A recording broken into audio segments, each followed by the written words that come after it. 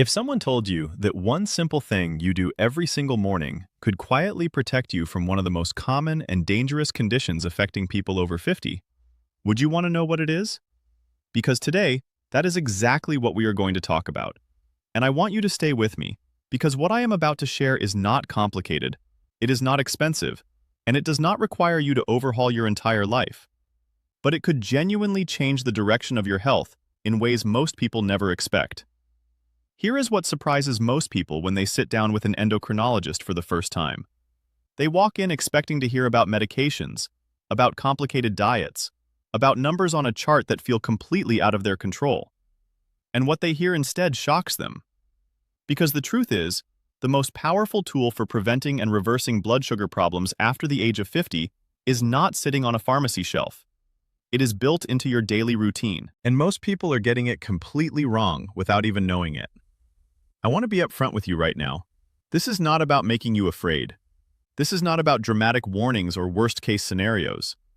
This is about giving you real, clear, science-backed information that your doctor may simply not have had time to explain during your last 15-minute appointment. Because you deserve more than a prescription pad. You deserve to understand what is actually happening inside your body and exactly what you can do about it starting tomorrow morning. Now, before we go any further, I want to ask you something. Leave a comment below and tell me your age and whether anyone, a doctor, a nurse, anyone, has ever sat down with you and talked about blood sugar prevention rather than just treatment. I read every single comment on this channel, and what you share genuinely guides what I cover next. So take just a moment and let me know. Here's something that stops most people in their tracks when they hear it. According to data from the Centers for Disease Control, more than 1 in 3 American adults over the age of 50 have prediabetes. 1 in 3. And the overwhelming majority of them have no idea, no symptoms, no warning signs that feel urgent, just a quiet, slow shift happening inside their cells that most people do not catch until it has already progressed further than it needed to. After the age of 50, your body changes in ways that make blood sugar regulation genuinely harder. Your muscle mass begins to decline, and muscle tissue is actually your body's most powerful, natural glucose disposal system. Less muscle means your body has fewer places to send the sugar in your bloodstream after a meal. At the same time, your pancreas, the organ responsible for producing insulin, begins to lose some of its efficiency. The cells in your body also become less sensitive to insulin over time, a process called insulin resistance, which means your pancreas has to work harder and harder to do the same job. And here is what makes this particularly important. Chronically elevated blood sugar does not just raise your risk of type 2 diabetes. It quietly damages your blood vessels, your kidneys, your eyes, and your nervous system over years, and even decades before a formal diagnosis ever appears. But here is what I genuinely want you to hold on to right now. None of this is inevitable. Your body at 55, at 65, at 75, still has a remarkable capacity to respond to the right inputs. The science on this is not ambiguous. What you do every single day, the small, consistent choices that make up your routine, these things matter enormously. And today, I am going to walk you through the specific daily habits that endocrinologists now recognize as the most powerful tools available for keeping blood sugar in a healthy range after 50. We are going to go through 5 of them, and I am going to explain not just what to do, but why it works. Because when you understand the reason behind something, you are far more likely to actually do it. I also want to tell you right now that the last habit on this list, number 1, is something that the vast majority of people over 60 are getting almost completely wrong.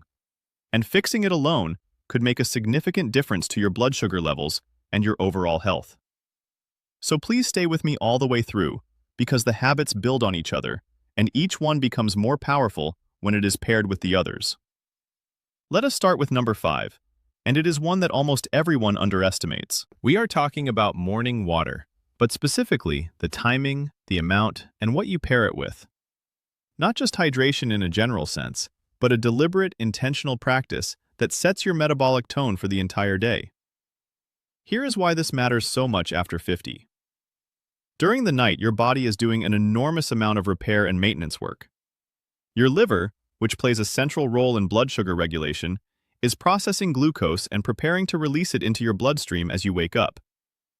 This is called the dawn phenomenon, and it is the reason many people with blood sugar concerns see their morning readings higher than expected, even though they have not eaten anything overnight.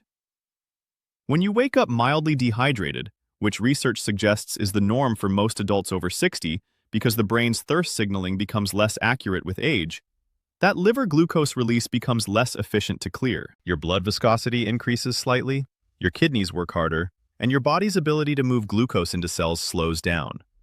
A study from Virginia Tech found that drinking 500 milliliters of water, that is roughly 16 ounces, first thing in the morning before coffee, before food, before anything else, meaningfully improved metabolic function in adults with elevated blood sugar risk. So here's the practice. Keep a glass of filtered water on your nightstand. The moment you wake up, before your feet hit the floor, drink it. All of it. If you enjoy a squeeze of lemon, even better. There is emerging evidence that certain plant compounds in lemon support insulin sensitivity at a cellular level. And here is the synergy that makes this habit significantly more powerful. Pair your morning water with just 10 minutes of gentle movement. A slow walk around your home or neighborhood, some light stretching, even standing and doing a few gentle leg raises. Movement at this time of morning, before your first meal, helps your muscles begin pulling glucose from the bloodstream naturally, which sets a much steadier metabolic tone for the rest of the day. Do not skip this one because it feels too simple.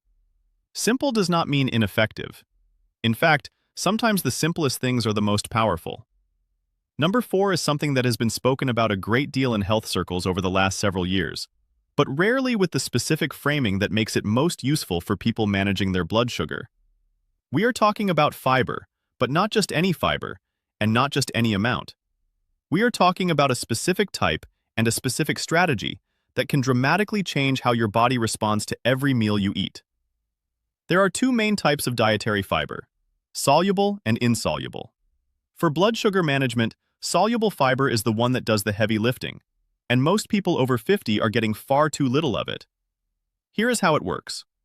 When you eat soluble fiber, found in foods like oats, beans, lentils, apples, pears, and flaxseed, it forms a thick, gel-like substance in your digestive tract. That gel physically slows down the absorption of glucose into your bloodstream. Instead of a sharp spike after a meal, you get a slow, steady, manageable rise that your pancreas can handle much more easily. A comprehensive review published in the journal Diabetes Care found that increasing soluble fiber intake was associated with significant reductions in fasting blood sugar and a meaningful improvement in hemoglobin A1C, which is the 3-month blood sugar average that doctors use to track diabetes risk.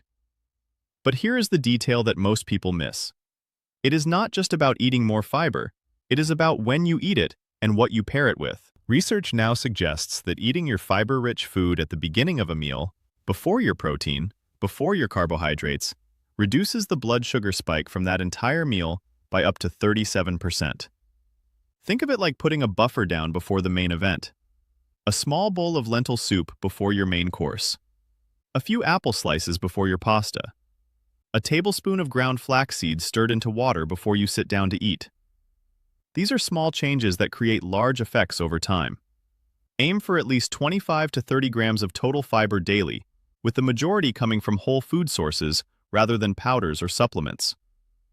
And your synergy tip here is to pair your fiber-rich meals with a short walk, even just 10 to 15 minutes, immediately after eating.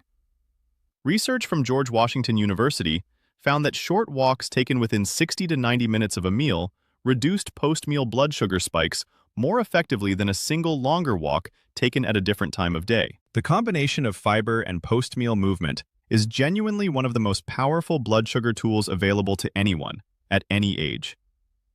Now, at this point, I want to pause and speak to you directly for a moment, because I know that for many people watching this, the challenge is not a lack of willingness. It is a lack of a clear, organized plan. It is the overwhelming feeling of not knowing where to start, or having tried things before without feeling like anything was actually working. And that is exactly why I want to mention something that I think could genuinely help you. It is called the Blood Sugar Toolkit, and it was designed specifically for people in your situation. Seniors who want real guidance, not medical jargon, not a one-size-fits-all prescription, but a step-by-step program built for real life. It includes a complete blood sugar guide, a cookbook with 40 low-glycemic recipes that are genuinely delicious and easy to prepare, a herbal tea guide featuring ingredients like cinnamon and ginger that have strong scientific support for blood sugar regulation, and a 30-day blood sugar reduction plan with daily tracking tools and senior-safe movement guidance. It is doctor-approved and built for people who want small wins that add up to real results. If you have ever felt like the information out there is too confusing, too contradictory, or just not designed for someone your age, this was made for you. I will share more details about where to find it a little later on, but I wanted you to know it exists, because everything we are talking about today is built into that program in a clear, simple format. You can as well check it out with the link below this video, in the description and pinned comment. Now, let us keep going, because number 3 is where the science becomes truly fascinating. Number 3 is something most people over 50 have been told to be careful about, and in doing so, many of them have actually made their blood sugar situation worse without knowing it. We are talking about carbohydrates, but more precisely, we are talking about understanding the difference between carbohydrates that heal and carbohydrates that harm, and developing what researchers now call glycemic awareness. Here is the reality. Carbohydrates are not the enemy. Your brain runs almost exclusively on glucose. Your red blood cells depend on it. Your muscles need it for energy. Cutting carbohydrates too aggressively, especially after 50, can cause blood sugar to swing in both directions, create fatigue, impair memory, and actually increase cortisol levels, which then drive blood sugar higher. This is one of the most common mistakes people make when they first learn they have elevated blood sugar. They eliminate carbs almost entirely, feel exhausted, and then swing back to overeating them. What endocrinologists now recommend instead is a concept called low glycemic eating, which is not about avoiding carbohydrates, but about choosing the ones that release glucose slowly and steadily, rather than all at once. The glycemic index is a measure of how quickly a particular food raises blood sugar on a scale of 1 to 100. Foods with a glycemic index below 55 are considered low glycemic. White bread and white rice sit around 70 to 85. Sweet potatoes, lentils, and most berries sit below 50. Steel-cut oats, quinoa, and chickpeas all score in the low to mid-range. A large meta-analysis published in The Lancet found that adults who followed a low glycemic diet had a 23% lower risk of developing type 2 diabetes compared to those eating high glycemic foods, even when total calorie intake was similar. And here is the part that surprises most people. The same food can have a dramatically different glycemic effect depending on how you prepare it and what you eat it with. Pasta cooked al dente, meaning still slightly firm, has a significantly lower glycemic index than overcooked pasta. Cooled and reheated rice has a lower glycemic response than freshly cooked hot rice because the cooling process converts some of the starch into resistant starch, which your body processes more like fiber than sugar. A banana that is slightly underripe has a glycemic index almost 20 points lower than a very ripe one. These are not dramatic lifestyle changes. They are small, intelligent adjustments to things you are already eating. Your goal is not perfection. Your goal is consistent progress.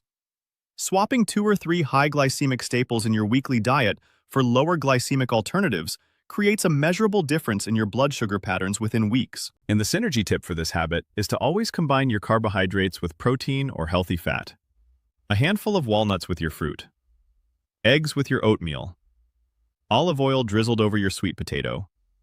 Fat and protein slow gastric emptying, which means glucose from the carbohydrates enters your bloodstream more gradually, and your insulin response stays smooth and controlled.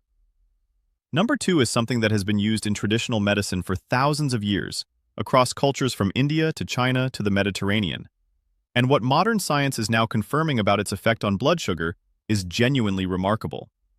We are talking about specific herbs and spices, and not as a vague wellness concept, but as compounds with measurable, documented effects on the very mechanisms that drive blood sugar problems. Let us start with cinnamon.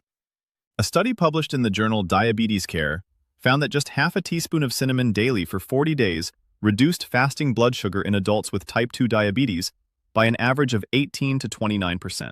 The active compound, called cinnamaldehyde, appears to improve insulin sensitivity by activating glucose transporter proteins in muscle cells, essentially helping the door open more easily so glucose can move out of the bloodstream and into the cells where it belongs. Then there is ginger, which contains compounds called gingerols and shogols that have been shown in multiple studies to reduce fasting blood sugar, lower hemoglobin A1C, and decrease inflammation markers that are closely associated with insulin resistance. A 2015 study from Iran found that adults with type 2 diabetes who took a daily ginger supplement saw their fasting blood sugar drop by an average of 10.5% over 12 weeks. Berberine, a compound found in several plants including barberry and golden seal, has been compared in head-to-head trials with metformin, one of the most commonly prescribed diabetes medications, and has performed comparably in terms of blood sugar-lowering effects in several studies.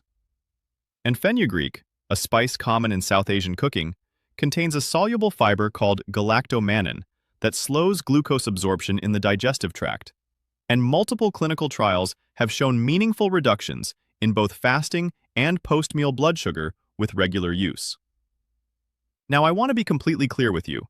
I am not suggesting that herbs and spices replace medical treatment. If you are on medication, please speak with your doctor before adding any supplement to your routine. What I am saying is that for people looking to support their blood sugar through natural, food-based approaches, the evidence behind these specific compounds is genuinely strong, and incorporating them into your daily routine, in teas, in cooking, in warm drinks, is one of the most accessible and enjoyable changes you can make. A warm cup of cinnamon and ginger tea taken 20 to 30 minutes before your largest meal of the day is one of the simplest and most evidence-supported practices available.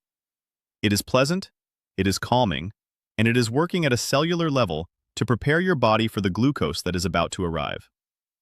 Your synergy tip here is to combine this practice with the low glycemic eating strategy from habit number 3, because the herbs amplify the effect of the dietary changes, and the dietary changes make the herbs work even more efficiently. These two habits together create a compounding benefit that is noticeably more powerful than either one alone. And now we arrive at number 1, the single most powerful daily habit for blood sugar regulation after 50. And I promise you, when you hear what it is and understand the mechanism behind it, you will never think about it the same way again. We are talking about sleep. Not sleep in a general sense, not just getting more of it. We are talking about the specific quality and architecture of sleep that determines how sensitive your cells are to insulin the very next morning. Here is what happens inside your body when sleep is insufficient or disrupted. During deep sleep, your body releases the majority of its daily human growth hormone, which plays a critical role in muscle repair and the maintenance of the muscle tissue that helps clear glucose from your blood. Your cortisol levels, which are meant to be at their absolute lowest during deep nighttime sleep, begin to spike when sleep is poor or fragmented. And cortisol is one of the most potent blood sugar-raising hormones in the body. It signals your liver to release stored glucose, and it directly reduces insulin sensitivity in your cells. A single night of poor sleep, defined as less than 6 hours or sleep that is frequently interrupted, has been shown in research from the University of Chicago to reduce insulin sensitivity the following day by up to 25%. Think about that. One bad night can erase a quarter of your insulin sensitivity the very next morning. And the aging-specific reality here is particularly important. After the age of 60, the amount of deep, slow-wave sleep a person gets each night decreases significantly. Adults in their 60s and 70s often spend far less time in the deeper, more restorative stages of sleep than they did in younger years, even if their total time in bed stays the same. This means the problem is not always about sleeping longer. It is often about sleeping better, and specifically achieving more of the deep, restorative sleep where the most critical metabolic repair takes place. A landmark study from the journal Diabetologia followed adults over the age of 60 for 6 years and found that those who consistently slept fewer than 6 hours per night or experienced poor sleep quality were 56% more likely to develop type 2 diabetes than those who slept well. 56%. That is an extraordinary number for something that is not a food or a medication. It is the condition your body needs to regulate itself. Here is what optimizing your sleep for blood sugar looks like in practical terms. Keep your bedroom cool, between 65 and 68 degrees Fahrenheit, because cooler temperatures promote deeper, more restorative sleep cycles.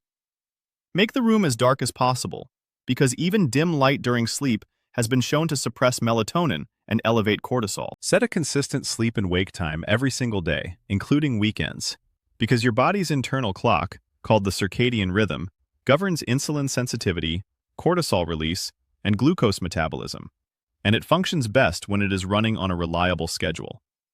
Avoid eating within 2 to 3 hours of bedtime, because eating close to sleep forces your body to prioritize digestion during the hours it should be focused on hormonal reset and cellular repair. And consider a small cup of tart cherry juice about an hour before bed. Tart cherries are a natural source of melatonin and have also been shown in preliminary research to modestly improve insulin sensitivity. The flavor is pleasant, the ritual is calming, and the compound effect over time is meaningful. I want to tell you about someone I heard from through this channel. A woman in her early 70s from the Midwest, a retired school teacher who had been told by her doctor that her blood sugar numbers were heading in the wrong direction. She was not diabetic yet, but she was close. She was frustrated and frightened because she felt like she was doing everything right with her diet, and it still was not working. What she did not realize was that she had been sleeping only 5 to 5.5 hours a night for years and waking multiple times. Her body was producing elevated cortisol from the chronic sleep disruption, and it was undermining every other healthy habit she had. Once she started prioritizing sleep as a medical intervention, not a luxury, her numbers began to shift within a matter of weeks. Her doctor was genuinely surprised. You are not too far along for this to matter. Whether your blood sugar is slightly elevated or you have been managing diabetes for years, your body retains the ability to respond to better inputs. The science does not have a cutoff age. It does not give up on you just because you are 65 or 75 or 80. Every single morning is a fresh opportunity. And the synergy tip for sleep is one of the most powerful in this entire list. Combine your sleep optimization with morning movement from habit number 5. Morning physical activity, even just 10 to 15 minutes of gentle walking, anchors your circadian rhythm by signaling to your brain that the day has begun. This biological signal directly influences your body's melatonin timing in the evening, making it easier to fall asleep, stay asleep, and reach those deeper restorative stages. The two habits working together create a daily cycle that supports blood sugar regulation around the clock, from the moment you wake up to the moment you fall asleep. Now, as we bring everything together, I want to take a moment to speak to you honestly, because I know that reading a list of habits and actually building them into your life are two very different things.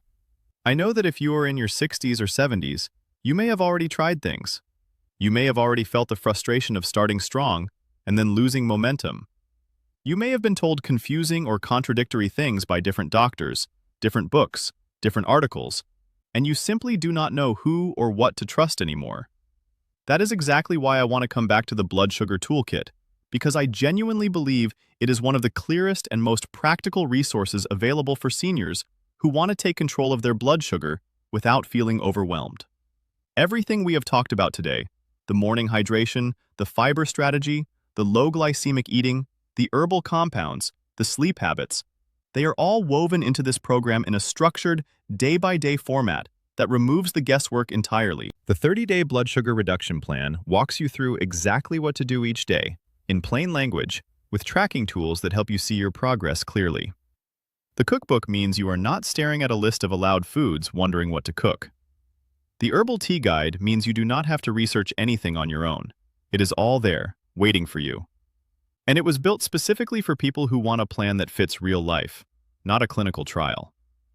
If you have felt like you are facing this alone, or like the information out there was not made for someone your age, I want you to know that this was made for you. You can find it through the link below this video, in the description and pinned comment. Here is what I want you to carry with you as you close this video today. 5 habits.